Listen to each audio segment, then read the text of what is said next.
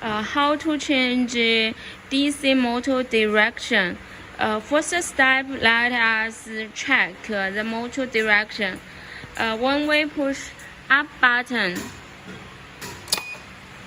then we can find the motor direction is up. When we put down button, we can find the motor direction is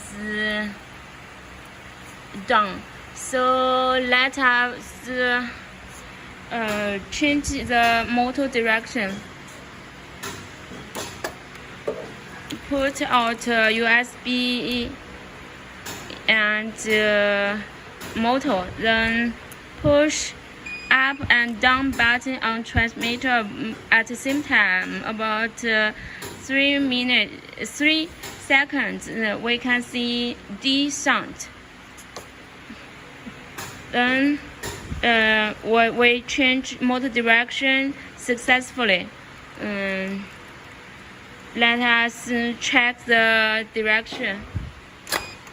When we push up button, the motor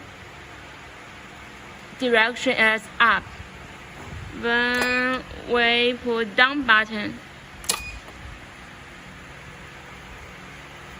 the motor direction is up.